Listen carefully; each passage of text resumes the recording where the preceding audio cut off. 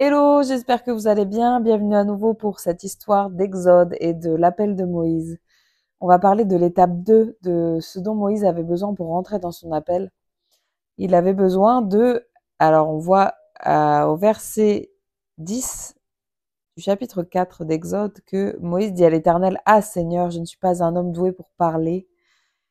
Et cela ne date ni d'hier ni d'avant-hier, ni même au moment où tu as parlé à ton serviteur. En effet, j'ai la bouche et la langue embarrassées. Le Moïse, là, pardon, il avait besoin, en étape 2 de rentrer dans son appel, de, d'avoir la certitude que Dieu allait lui donner la capacité. Voilà, il arrive un moment où, quand on marche avec Christ, on se rend compte de ce que Dieu a mis en nous pour sa gloire et du plan qu'il a plus ou moins pour sa vie, enfin pour nos vies.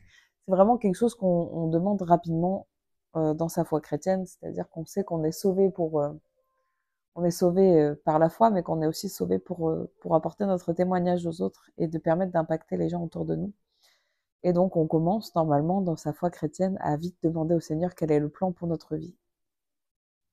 Et des fois, très souvent, quand le Seigneur commence à nous donner des révélations, on se dit que on n'a pas la capacité, on n'est pas en mesure, on n'est pas en mesure de faire ce que le Seigneur attend de nous.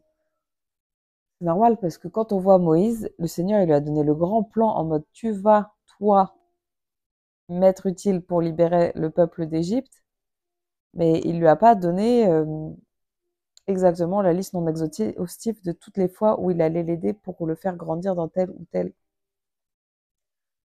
telle euh, comment dire, capacité de qui il est, dans quel ou quel trait de caractère. Voilà, on voit vraiment que le Seigneur il a dit tu vas faire ça. Et c'est Moïse qui a commencé à poser des questions. Mais Moïse, il dit ouais, mais déjà, étape 1, Seigneur, Dieu, je sais pas si ton peuple, qu'est-ce qui me dit qu'ils vont me croire? Étape 2, mais moi, je suis personne, en fait. Qu'est-ce qui me dit que je suis la personne qu'il te faut? En fait, on va pas se mentir. En tant que hommes et femmes de Dieu, les personnes qu'on voit autour de nous qui sont vraiment actifs en feu pour la parole, qui sont capables de partager leurs témoignages, qui sont capables de parler de Dieu, c'est pas venu du jour au lendemain. Moi, quand le Seigneur m'a libérée, m'a accordé ma libération, ma délivrance. Désolée, hein, comme un peu capoute, mon cerveau il est un peu en fumée. Quand il m'a accordé ma délivrance il y a 2 ans, il m'a pas dit tout de suite, ouais, Fantine, maintenant tu vas prendre un micro et tu vas parler devant 2000 personnes de ce que j'ai fait dans ta vie. Non, pas du tout, c'est pas du tout comme ça que ça s'est passé. Vraiment, au début, j'avais même peur de dire que j'allais à l'église.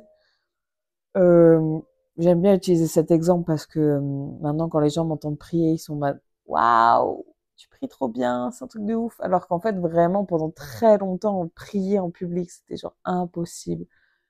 Demander de la prière, c'était impossible. Si le Seigneur, il m'avait montré, ok, Fantine, je vais me servir de toi pour faire ça, ça, ça et ça, mais tu vas passer par telle étape, je vais te faire grandir là-dedans, je vais te faire grandir dans ceci, puis en plus dans cela, et puis patati patata. Pareil, le mariage, la maternité. Le Seigneur, il m'a dit enfin, il m'a préparé à être mère, il a mis ce désir dans mon cœur depuis plus de 15 ans.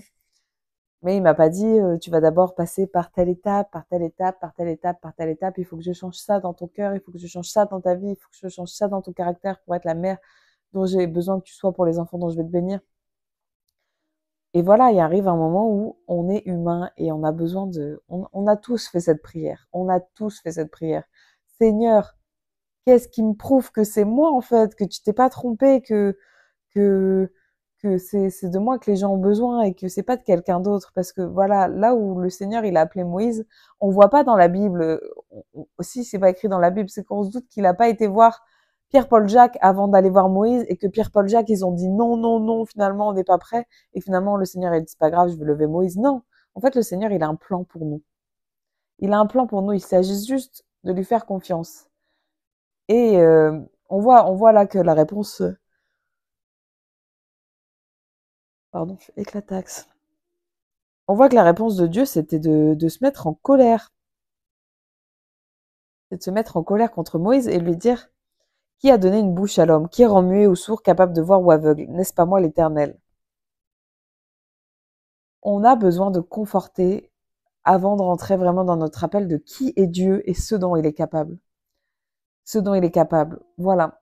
Donc, si vous en êtes dans un stade de votre vie où vous êtes en mode, OK, je me fais une place dans le peuple de Dieu, la communion fraternelle, c'est cool, ça commence à me permettre d'évoluer.